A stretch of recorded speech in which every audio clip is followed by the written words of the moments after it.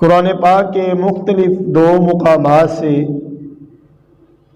آیت مقدسہ پڑھنے کا شرف حاصل ہوا۔ اس میں خالق کائنات مالک کائنات نے اسی اپنی لاریب کتاب یعنی کہ کلام پاک قرآن مجید کی حفاظت کا ذمہ فرمایا، اور اللہ رب العزت نے ہمیں اس قرآن کی عظمتوں اور رفعتوں کے بارے میں آگاہ کر دیا۔ چونکہ آپ کو پتہ ہے کہ رجب المرجب کا مہینہ شروع ہو گیا ہے، اور مجھ سے قبل آپ عالم نبیل فاضل جلیل حضرت علامہ مولانا قاری شیراز احمد مجددی نقشبندی صاحب سے سن رہے تھے کہ اس رجب کی کیا فضیلت ہے، اور قرآن پاک کے حوالے سے آپ کو حدیث مبارکہ سنائی۔ تو آج ہمیں یہ ٹاپک، چونکہ یہ رجب کا مہینہ تھا تو پہلا عشرہ جو ہے وہ حضرت خواجہ معین الدین چشتی اجمیری رحمۃ اللہ تعالی علیہ آپ کی فضیلت، آپ کی سیرت کے بارے میں، تاکہ ہمارے آنے والے نسلوں، ہمارے بچوں کو یہ پتہ چل سکے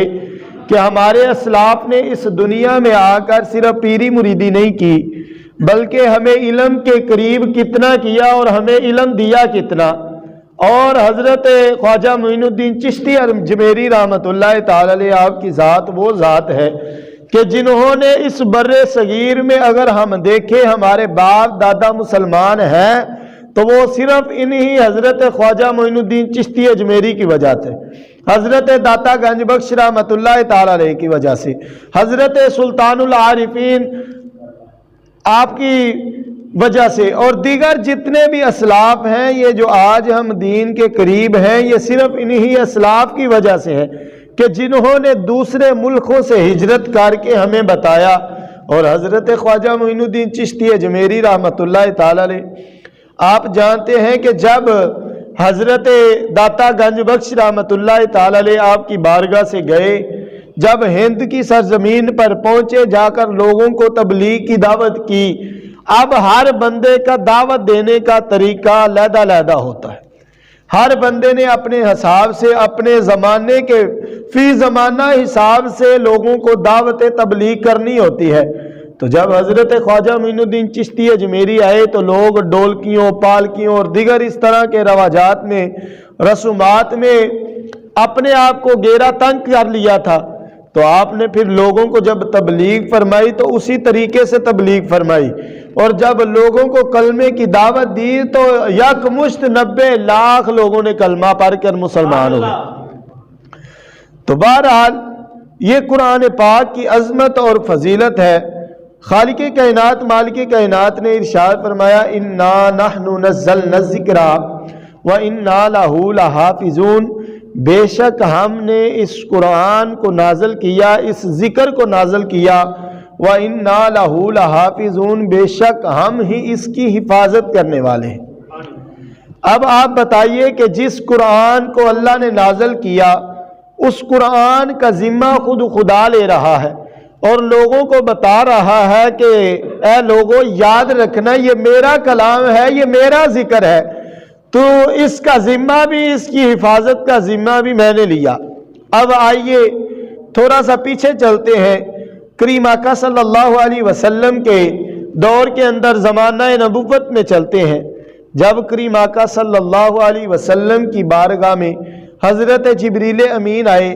آ کر قرآن کی پہلی وحی کہا، اور کریم آقا صلی اللہ علیہ وسلم کو کہا، اقرأ بسم ربک الذی خلق خلق الانسان من علق اقرأ وربک الاکرم۔ اب یہاں سے جو سلسلہ کریم آقا صلی اللہ علیہ وسلم کے دین کی اشاعت کا شروع ہوا، تو ہمیں بتایا گیا کہ اس قرآن کی تعلیم کے بارے میں اور تعلم کے بارے میں اس دین کے اندر اہم فریضہ کیا ہے۔ اب مشرکین مکہ جب انہوں نے اس قرآن کو سننے کے بعد کہنے لگے کہ نعوذ باللہ، کریم آقا کو مجنوں کہنے لگے، دیوانہ کہنے لگے۔ تو جب اتنی بات کریم آقا صلی اللہ علیہ وسلم کے مشرکین نے کی کریم آقا صلی اللہ علیہ وسلم کے بارے میں، تو اللہ رب العزت نے پھر ان کفار مکہ کو اور مشرکین کو یہ چیلنج دیا کہ اگر تم کہتے ہو کہ یہ اپنا کلام بنا کے لاتا ہے، اپنا کلام گھر کے لاتا ہے، تو تم اس قرآن کی مثل کوئی 10 صورتیں تو لے کر آؤ، فاتو بصورت من مثلی، کہ اس کی مثل کوئی 10 صورتیں تو لے کے آؤ۔ اور پھر ساتھ اللہ رب العزت نے فرمایا کہ اپنے سارے حمایتیوں کو اکٹھا کر لو، جنوں کو بھی اکٹھا کر لو، انسانوں کو بھی اکٹھا کر لو، اور بھی کسی مخلوق کو تم جاننے والے ہو، تو ان سب کو اکٹھا کر کے تم اس قرآن کی مثل صرف 10 صورتیں لے کر آؤ۔ اب جب انہوں نے دیکھا کہ یہ تو معاملہ بڑا خراب ہو گیا ہے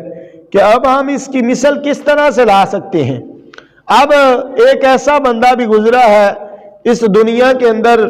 اس نے نعوذ باللہ استغفر اللہ اس قرآن کے مقابلے میں اپنے پاس سے اشعار گرے، جب چھوٹے اشعار پڑھنے لگا، کہنے لگا کہ القاریہ تم القاریہ، جو اللہ رب العزت نے سورہ قاریہ نازل فرمائی، تو اس کے بارے میں کہنے لگا کہ الفیل ملفیل وما ادراک ملفیل۔ اب جب اتنی بات کی تو لوگ صحابہ کرام اور دیگر متقدمین نے، محدثین نے اور دیگر جتنے بھی احباب ذکر تھے، انہوں نے اپنے بچوں کو یہ تعلیم دی تھی اور قرآن سکھایا تھا، کیونکہ خالق کائنات نے ارشاد فرمایا خیرکم من تعلم القرآن وعلمہ، کریم آقا صلی اللہ علیہ وسلم کی حدیث مبارکہ کہ تم میں سے بہترین شخص وہ ہے جو خود قرآن پڑھے اور دوسروں کو قرآن پڑھائے۔ آج ہم اپنے بچوں کو قرآن کی تعلیم سے روک کر نعوذ باللہ 10 گھنٹے ان کو ان کتابوں کی تعلیم دلواتے ہیں کہ جن کا اس دنیا میں صرف محض پیسہ کمانے کے لیے فائدہ ہو سکتا ہے، اس کے علاوہ کوئی فائدہ نہیں ہے۔ تو جب اس بندے نے مجمع کے اندر یہ اعلان کیا اور نعوذ باللہ قرآن پاک کے مقابلے میں آیتوں کو گرا، ایک چھوٹا ننھا منا بچہ اٹھا، اس نے اس کا جواب دیا، کہنے لگا کہ کتنا ناسمجھ، کتنا پاگل انسان ہے تو کہ تو قرآن کے مقابلے میں کہہ رہا ہے کہ الفیل ملفیل، اور اب یہ جو فیل ہے یہ ہاتھی کو کہا جاتا ہے عربی زبان کے اندر۔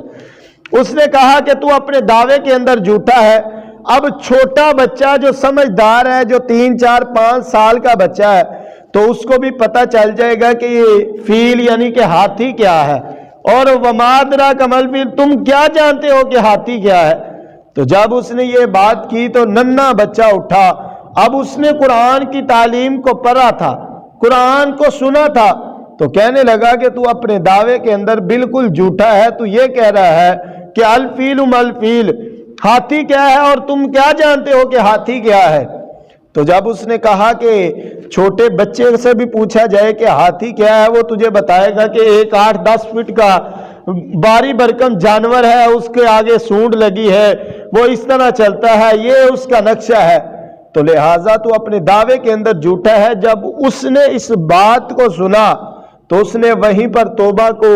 اختیار کیا اور اللہ سے معافی مانگ کر پھر واپس دین کے اندر شامل ہو گیا۔ اب آج کے دور کے اندر ہمیں اپنے بچوں کو بتانے کے لیے یہ ضرورت ہے، ہمیں اپنے بچوں کو بتانا پڑے گا۔ اب مثال کے طور پر ہم اپنے بچے کی تربیت ہی اس طرح سے کرتے ہیں کہ بیٹا سو جا، صبح اٹھ کے تم نے سکول جانا ہے، اور اب ہم اپنے بچے کے ذہن میں ایک بات بٹھا رہے ہیں، اپنے بچے کو یہ بتا رہے ہیں کہ بیٹا مسجد کی اور قرآن کی کوئی اہمیت نہیں ہے، بلکہ تم نے صبح اٹھ کے سکول جانا ہے۔ اب سکول تو بچے نے اٹھ کے جانا ہے، اگر ہم اس کی تربیت اس طرح سے کریں کہ بیٹا جلدی سو جا، صبح ہم نے اٹھ کر فجر کی نماز پڑھنے کے لیے جانا ہے،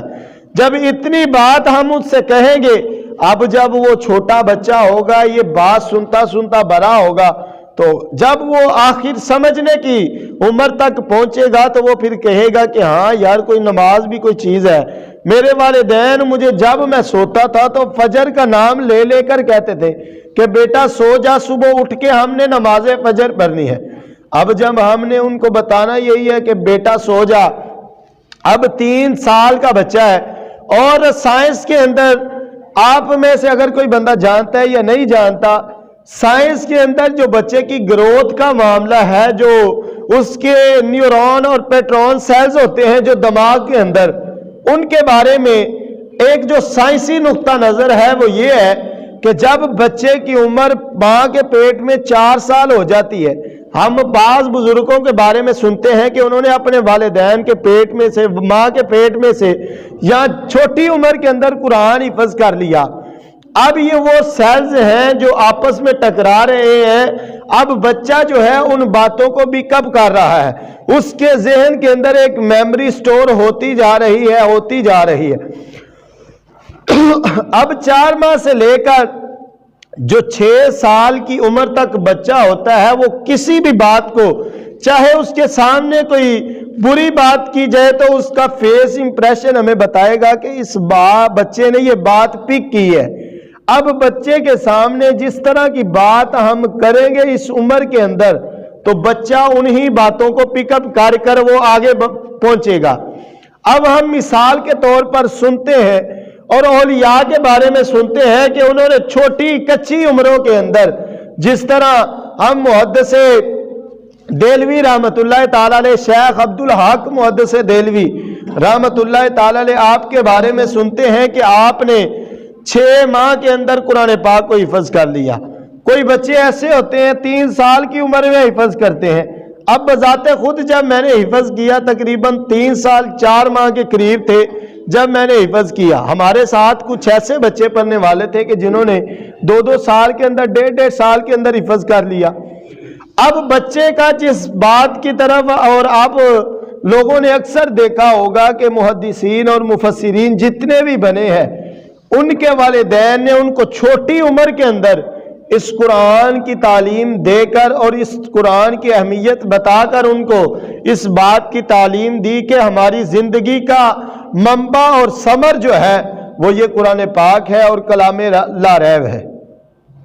اب جب ہم بچے کی تربیت ہی اس طرح کر رہے ہیں کہ بیٹا جلدی سو جا، صبح اٹھ کے تم نے سکول جانا ہے، اور کتابوں کی اہمیت جو انگریزی کی کتابیں ہیں، یہ نہیں کہ یہ تعلیم نہیں پڑھانی چاہیے، اس کی اہمیت صرف انسانی زندگی کے اندر اتنی سی اہمیت کا یہ علم حامل ہے کہ یہ بندے کو صرف ایک شعور بخشتا ہے اور آگاہی دیتا ہے۔ اگر کوئی ذریعہ نجات والا علم ہے تو وہ قرآن پاک ہی ہے،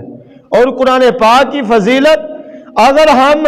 یہ وہ کتاب ہے کہ اس کی عظمتوں، اس کی رفتوں کی طرف جائیں، اور آج نعوذ باللہ استغفر اللہ لوگ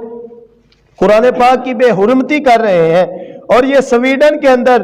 جو معاملہ ہوا، ہر بندہ اگر آپ میں سے آگاہ نہیں بھی ہے تو اس نے سنا تو ہوگا کہ سویڈن کے اندر اس کلام لا ریب کی بے حرمتی کی گئی ہے۔ اب ان لوگوں کے جھوٹا ہونے کے لیے یہی کافی ہے، ان لوگوں نے اپنی ہار مان لی اس قرآن کے سامنے، نعوذ باللہ استغفر اللہ۔ اب وہ سینوں سے قرآن کو نہیں مٹا سکتے۔ اب کتابی شکل میں جو قرآن ہے اس کو تو مٹا سکتے ہیں، لیکن جو سینوں کے اندر قرآن ہے اس کو وہ کس طرح سے مٹا سکتے ہیں؟ تو پھر کریم آقا صلی اللہ علیہ وسلم نے فرمایا کہ خیرکم من تعلم القرآن وعلمہ، تم میں سے بہترین شخص وہ ہے جو خود قرآن پڑھتا ہے اور دوسروں کو قرآن سکھاتا ہے اور قرآن پڑھاتا ہے۔ اور پھر کریم آقا صلی اللہ علیہ وسلم نے فرمایا کہ کل قیامت کا دن ہوگا، اور قبر کے اندر جب بندہ جائے گا، قبر میں بھی اور قیامت میں بھی 2 چیزیں انسان کی شفاعت کریں گی۔ فرمایا کہ ایک قرآن بندے کا سفارشی بنے گا اور دوسرا روزہ اس کا سفارشی بنے گا۔ اب قرآن کیا کہے گا؟ کریم آقا صلی اللہ علیہ وسلم کی دوسری حدیث مبارکہ، نبی رحمت صلی اللہ علیہ وسلم آپ نے ارشاد فرمایا کہ کل جب قبر کے اندر بندہ جائے گا تو یہ قرآن ایک حسین و جمیل صورت کو اختیار کرے گا۔